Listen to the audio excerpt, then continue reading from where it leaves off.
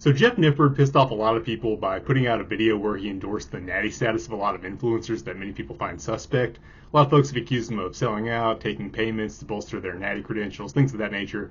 So you may be expecting that that's what this video is going to be about. But no, I'm actually not going to take that strong a stance on whether or not those particular guys are natty, although I'm also not going to fence it about it. You'll see how I go about it, so stay tuned to the end where I actually talk about that part. But no, what I'm pissed about is the way Jeff talked about genetics in this video. We can debate all day who's natty and how you can tell, but what isn't up for debate is that Jeff made a bunch of wild, unsubstantiated, and frankly downright manipulative claims about genetics in that video that are absolutely not supported by science. And really, as a science communicator, he ought to know better, but of course he doesn't because none of them do. So once again, it's up to the bros, in this case a bro that knows a little bit about statistics, to set the record straight about genetics and muscle building. Before we start, I'd like to quickly plug my sponsor, Barbell Apparel. They're doing their summer sale right now, so make sure to take advantage of all those deals to get the best jeans in the market to the best of my knowledge. I feel like in this particular video I've got to throw a disclaimer out there. I haven't tried every single denim brand that there is, but they're definitely the best that I've tried, and I have tried several stretch denim varieties from several other brands before getting sponsored. Nothing has the same combination of flexibility and durability that I've tried so far, and I love that they make boot cut, which nobody seems to do these days. Damn kids in their damn skinny jeans. So anyway, let me give you an example of what I'm talking about from Jeff. Here's the thing, some people are just jacked. Just like there's a huge range in height potential, there's also a huge range in muscle growth potential. If we see someone who's 7 feet tall, we don't immediately think they're taking growth hormone. But when it comes to muscle mass, people often forget the role of genetics and immediately jump to steroids. Now, I don't want to undercut any of Julian's hard work and chalk it all up to genetics. The dude trains like an absolute beast. But I do think his answer to this question was revealing. What do you have for breakfast? I do eat a lot of like protein and stuff like that. Like same thing everybody else eats. Like I go to Wendy's sometimes, you know what I mean? Nothing crazy. Here's what I think. Sometimes when you combine world-class genetics with super hard training, you really can get to a level of muscular development that some people simply aren't going to believe is possible naturally, no matter what you say. First of all, let me play the devil's advocate. Jeff probably doesn't realize that anything he's saying about genetics is wrong in the same way that a fish does not realize it's in water. It's all around him, always has been, and that's how making up whatever story you feel like making up about genetics is in the fitness industry. Everybody does it. It's all around you. Some champions will tell you that they beat their bad genetics. Others will tell you they have amazing genetics. Can you tell who I'm talking about there? And normal people can't possibly expect results like theirs even with gear. And then still others will just flip-flop back and forth, tell whatever story seems like it sounds better in a given situation. Some days they'll have terrible genetics they beat, other days they'll have great genetics. You never know, right? Some people even do that, right? Genetics is basically the fish that got away in the fitness industry. If you know any fishermen, you'll know that the fish that snapped their line and got away is always bigger than any fish that they've ever actually landed and measured. That's because no one can prove that they're lying, so they're free to make up whatever story they want, right? At least with steroids, there's the remote possibility that somebody who actually knows your secrets might out you like happened with Liver King. But when you talk about genetics, you're kind of in the clear to say whatever you want because there's really no way that anybody can definitively prove you wrong, right? So people take advantage of that. Now, DNA is a real thing, and it absolutely does have an effect on everything you do. But when was the last time you saw somebody in the fitness industry actually take a DNA test to determine what their genetics for muscle building are? Never. Now, for the most part, that's not even possible. They've identified a couple of genes that play a role. One that gets thrown around a lot is actin-3. But this is far, far from giving you any kind of a complete picture of what your genetics from building muscle are actually like. Now, maybe these rudimentary tests could give you at least some idea which direction you might be leaning towards. But it doesn't matter because no one's taking DNA tests for this anyway, right? Not for themselves. And these people certainly do not have DNA test results for any of the other people that they're confidently making assertions about, right? So I would like to think that that alone would be enough to bother somebody who claims to be science-based like Jeff, that we're making all these big assumptions and pronouncements about things that we're just never actually testing. You'd think that's kind of what science is about, right? It'd be one thing if they were to at least try to double check the claims they're making. Sometimes, try to guess which guys have the best genetics and then having them take, what rudimentary tests there are just to see if we're at least kind of guessing in the right general direction. But no one is doing that at all. Certainly not Jeff, right?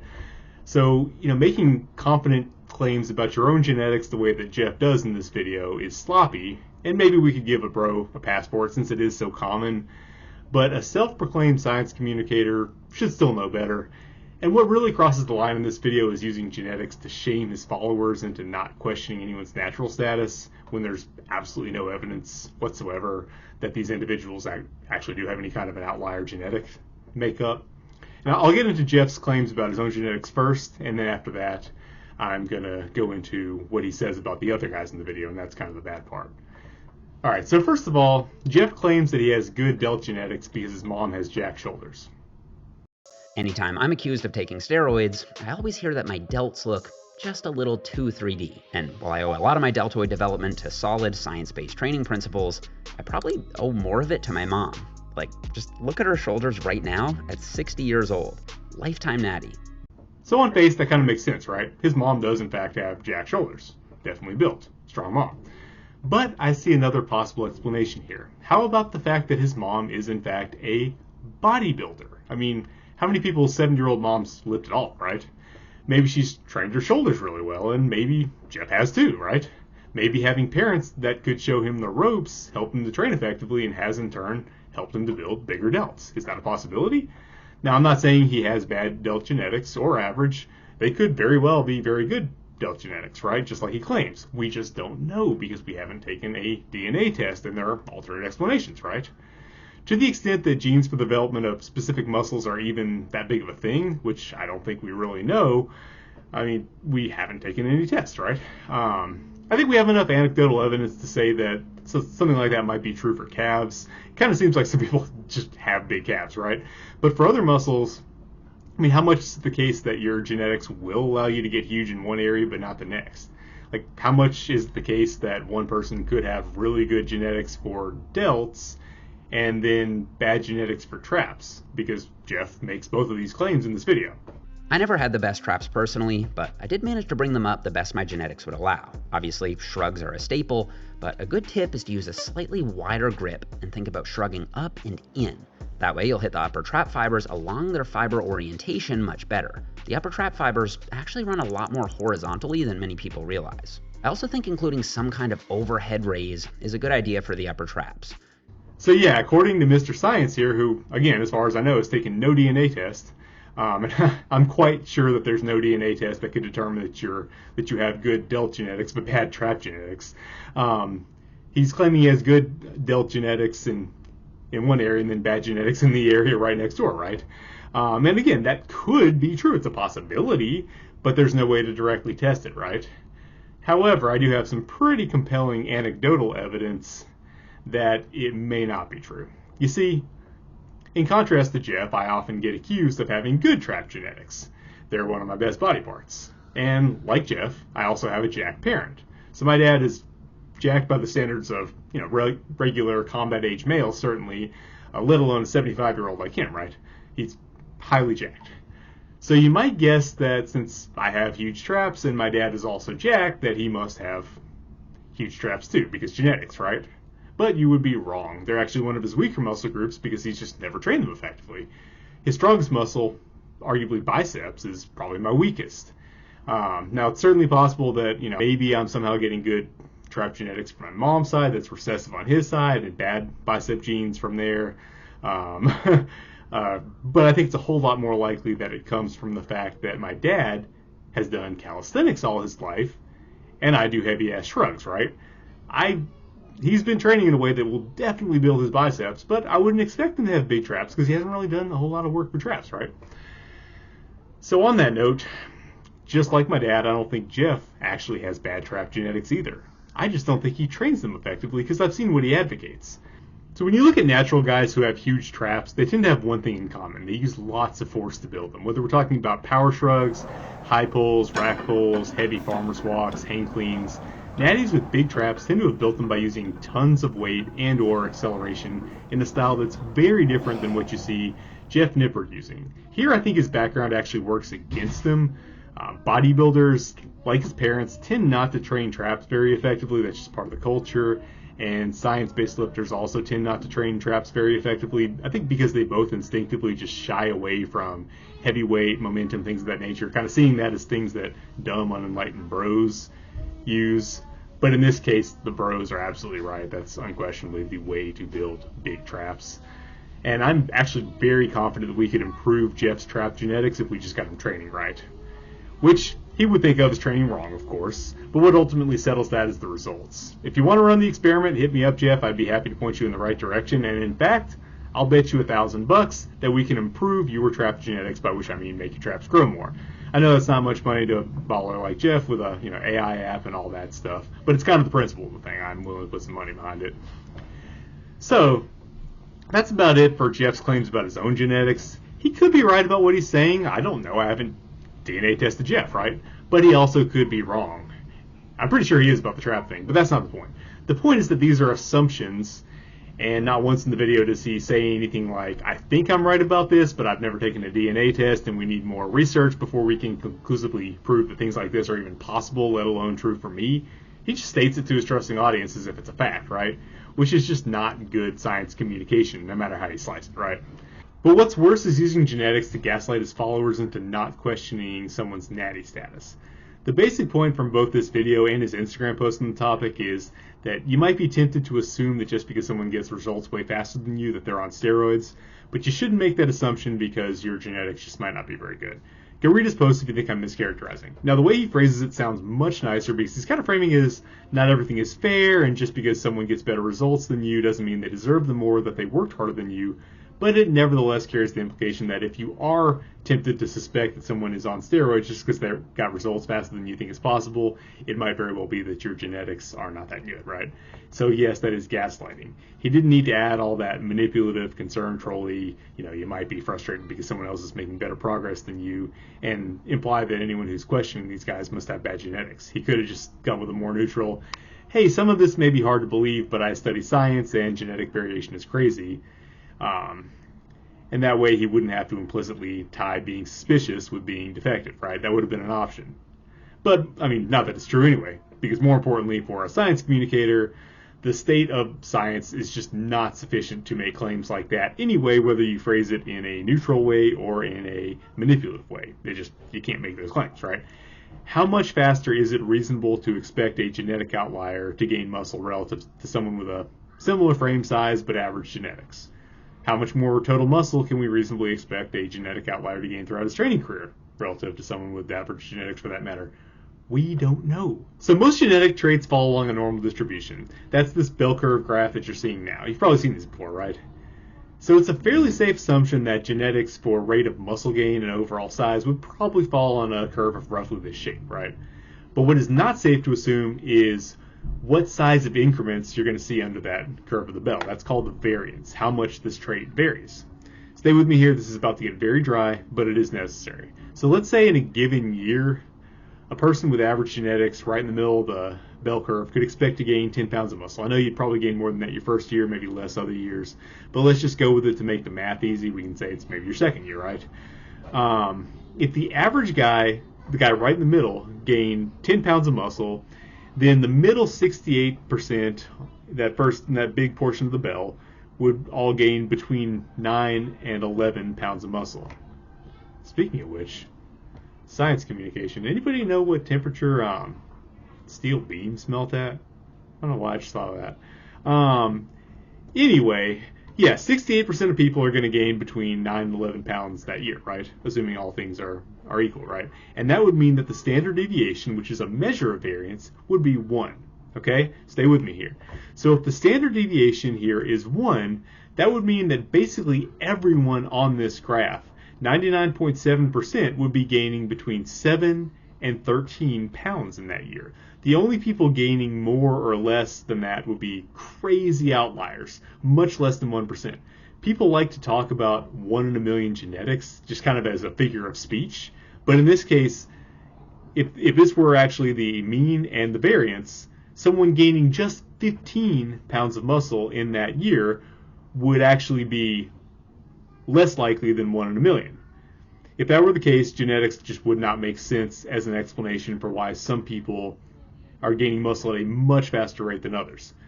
Now, if, on the other hand, the standard deviation here was 5 pounds, now we'd see 2.5% of people gaining more than 20 pounds in that particular year, and there would be, it wouldn't be that crazy to suggest that somebody might gain as much as 25. So using genetics to explain far more rapid progress would make sense if that were the standard deviation, right? But we don't know what the standard deviation is. We have no idea. Like, this is all completely up in the air. We do not have science on this, right? Hey guys, Post-Production Atlas here. I'm here on my damn cell phone because I forgot my camera in the room where my baby's sleeping. So what I should have noted here is that we do have this information on some other highly heritable traits. Like, for example, with IQ, we know the standard deviation for IQ is roughly 15 points. For height in American males, we know the standard deviation is roughly 3 inches. So based on that, we can actually make some fairly good predictions about how likely a particular outlier is, right? We can tell you how likely it is that somebody's 7 feet tall, 160 IQ, and so on, right? We do not have any such thing for rate of muscle growth, okay? We don't know what the variance is. So, and, don't come at me with something like, oh, well, I know this one guy that, and it's funny, all the science-based influencers kind of have this anecdote now. They all want to bust out anecdotes when we're talking about genetics. Yeah, sure, you might know this one guy who gained muscle at 10 times the rate of another guy, but that doesn't prove anything as far as how much of that was genetic, because we weren't controlling for any other variables, right? If we were doing that, we could just go ahead and use the guys in Jeff's video. They're all big at a young age, so clearly genetic variation on speed of muscle growth is tremendous, right? But no, obviously that's not how science works. We have to actually control for everything, and that hasn't been done, okay? So we can observe that there's lots of variation in the world, but we can't attribute it to genetics unless we've controlled for everything else, and that's not information that we have at this time. That's information that we would need to confidently proclaim that genetics is a plausible explanation for why some extremely young guys with very little training time could get that much bigger than we'd normally expect. It could work that way. It is a possibility, but it's also very possible that it just flat out does not work that way. That there's just not enough genetic variability in the trait of rate of growth for that to be a plausible explanation. Or, and maybe this is more likely, it could be somewhat within the realm of possibility, but just highly unlikely. We just don't know either way, right? And yeah, like I said, a lot of these guys Jeff is defending are very young, both in terms of actual age and training age. So I'm not going off down some random statistical rabbit hole. This is very central to the question of whether genetics can plausibly explain what we're seeing here. So it's wild to see somebody who usually prides himself on being a good science communicator to just assert with no evidence, no nuance, no caveats, no, hey, we don't know for sure, but I'm guessing, just blatantly assert that genes are the most likely explanation for what we're seeing here. Especially when paired with, again, the very manipulative framing of, if you don't believe this, you probably have bad genetics, right? Now, again, I am not saying genetics don't matter. I'm saying we don't have enough information on genetic differences in rate of progression or even overall size yet to make confident assertions. We haven't tested anyone in this lineup's DNA. Really, very, very few people in the fitness industry are doing DNA tests, right? We're just making assumptions. We're not testing this in any way, right? And to further clarify, because I know people are going to come after me, I do want to point out that there is one manifestation of bodybuilding genetics that we can directly assess, and that is shape. Some people just look more jacked and aesthetic at a given size due to insertions, muscle shape, skeletal structure, things like that. So if you have two guys that are the same height, same weight, same body fat percentage, same proportionate muscular development, but one looks way more jacked than the other, we can say pretty confidently that it probably has a lot to do with genetics, just like how your face looks or anything else about your appearance is largely genetic, right? So if you put on a lot of muscle, get lean, but you still get mogged by people that are your exact same size on the scale, you could then say you have bad genetics for bodybuilding, but that doesn't mean you can't grow or even that you'll grow slower. It just means the end result, once you gain all that muscle, may not win competitions, right? And somebody with really great genetics for bodybuilding might not necessarily build muscle much faster, if any. They'll just look better when they do. It could be that in some cases you do have somebody who has good genetics in terms of visual aesthetics who also grows bigger or faster than normal, but there's absolutely no reason to assume that those traits would covary any more than you would assume that just because someone is handsome, he'll be able to build muscle at a higher rate. But pure aesthetics or visuals is not what Jeff's talking about here anyway. He's got several very young guys who don't just look big. He's measuring their arms in the video. We're getting like 18, 20-inch arms, right? That at surprisingly young training ages. So this isn't a, well, he looks big because he has great genetics thing. But he's not actually that crazy. This isn't like that. They actually have a lot of muscle, right? So yeah, it's very irresponsible for Jeff as a science communicator to assert without qualification that genetics are a reasonable explanation for what we're seeing here, and it's downright slimy to pair it with a manipulative implication that anybody who doubts these guys has bad genetics.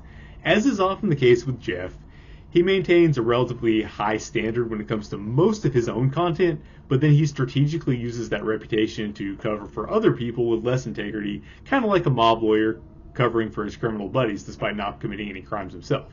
And I've done a video on that, the mob lawyers of the science-based mafia. I'll try to link that at the end if I can figure out how to do that. And now, with that all being said, am I actually saying that the guys in Jeff's video are fake natties? No, and here's why. As far as how I decide whether I believe someone's natural or not, I don't usually just go off a picture of them, unless it's somebody obvious like Liver King who you just oozes steroids out of his pores.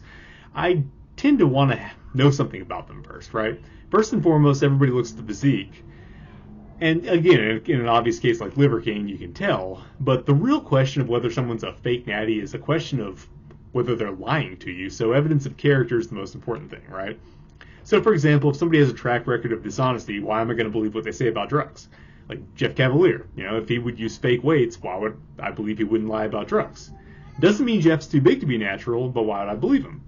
Same thing with Lane Norton. If you cheat on your pregnant wife and make up some nonsense about metabolic damage like he did, and then refuse to take any accountability for the lasting damage and misinformation that is still spreading around the fitness community to this day, compromise all the standards that you hold other fake gurus to, but then when there's an opportunity to suck up to someone as big as Andrew Huberman, you throw all that out the window and just let him pitch whatever nonsense he wants.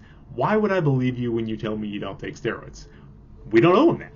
Now, it doesn't mean I don't believe that someone could do what he's done naturally, or that I have proof that he isn't natural. It's just that I'm not going to take his word for whether or not he takes steroids any more than I would take his word for anything, right?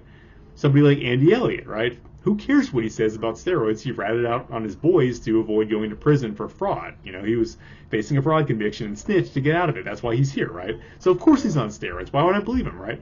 Now, on the other hand, you have somebody like GVS who has proportions that you just look at a picture, you might be kind of suspicious, right? But he's been around a while. All the evidence points to him having personal integrity. Now, obviously, you can't believe what somebody says about themselves. That doesn't tell you anything. Or just get taken in by personality. But I think how someone conducts business is revealing. Money talks. He leaves a lot of money on the table by not selling products or endorsing things or doing a bunch of marketing, upselling. Now, I mean, he does endorse a few things, but he's very selective about it, right? Not charging exorbitant prices for his services. That's the pattern you tend to see with naturals. It isn't just about honesty, it's the psychological profile. I mean, people who care about how they build muscle more than the total amount, that's likely going to show up in other areas of life, especially how they approach money. Typically, real naturals are going to be fairly picky about how they make money. They want to make sure that they feel good about it and not as prone to just doing whatever it takes to get ostentatious wealth, right? So equally important is someone's training. Does this person's training history and current training really match the profile of somebody you'd expect to have outlier natural development? And don't even think about coming at me with, oh, well, maybe some people have different genetics that makes them respond to different things than what works for the normal people, right? Do you have any idea how rare multivariate outliers are compared to univariate outliers? You don't. You probably never heard that term before. But let me just tell you, it's multiplicative, right? The more outliers the more variables you're an outlier in, that's all multiplied. So if you're trying to tell me that somebody's an outlier in terms of size genetics and also for some reason they're an outlier in terms of what works for them, that is highly unlikely, right? Just not happening. Right. Now, again, every highly successful natural is going to have quirks and uniqueness about their training, definitely. You don't get to that level without figuring out what works for you specifically, but you're probably going to follow the general principles. So yeah, if you're trying to tell me that some guy has both outlier size genetics and for some reason just, grows off low intensity fluff and pump work that a lot of enhanced guys use, nonsense. That's probably because he's enhanced, right? That's more than 1 in a million genetics that everyone likes to talk about. He's probably just enhanced, right? If you're telling me somebody has 1 in a million genetics, then that, unless we have some other information that's telling me that it's a million times more likely that he's taking steroids, right?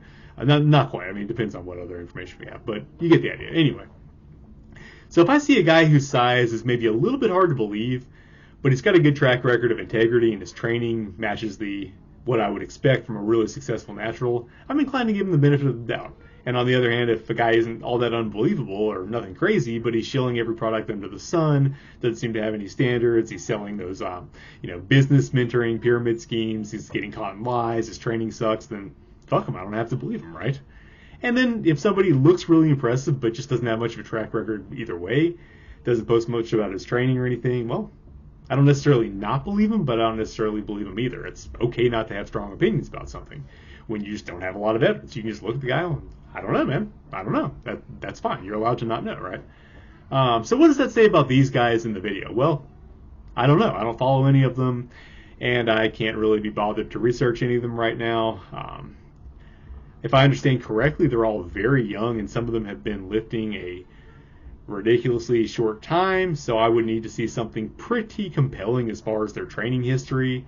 But like I say, I have not looked into them. Maybe it's better that I'm lazy and short on time here so that you guys can form your own opinions without me coloring them. I'd rather just tell you how I would make that decision than, walk you all the way through to the decision, right? So the point of this video is not to say who's natty and who's not.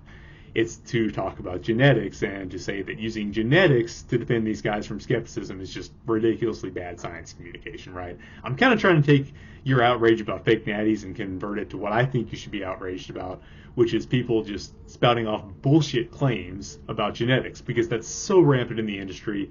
It's a pet peeve of mine. By the way, it really is bullshit. Bullshit actually has a philosophical definition. There is actually, I used to have the book, but my 3-year-old for some reason really loved it, and she ended up tearing it up. But there's an actual philosophical treatise on what bullshit is, and basically it means it's not truth, it's not a lie. It's when you're just saying something because you think it sounds good. You don't care whether it's true one way or the other, and crucially, you don't think you're ever going to get called on it. So you don't think the truth matters. You think you can just say whatever sounds good, and maybe it's true, maybe it isn't. That's the philosophical definition of bullshit, and that is exactly what Jeff is doing to you here. So there's no clickbait if I put bullshit in the thumbnail. There's no clickbait. This is philosophically bullshit, and I can look up a copy of the book and prove it to you. Just mine is currently torn up by my kid, which it was cute. She would even take it with her in the car seat on car rides. It's a really small book, so I think that's why she liked it. It's got no pictures or anything, but I don't know. She forms attachments to weird little things, but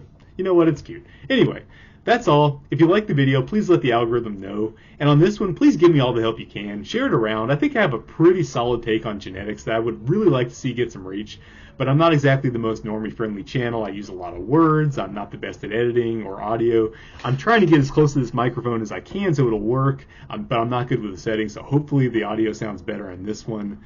But anyway, I'm hoping that some of these talking points can get picked up by larger channels that do all that stuff better.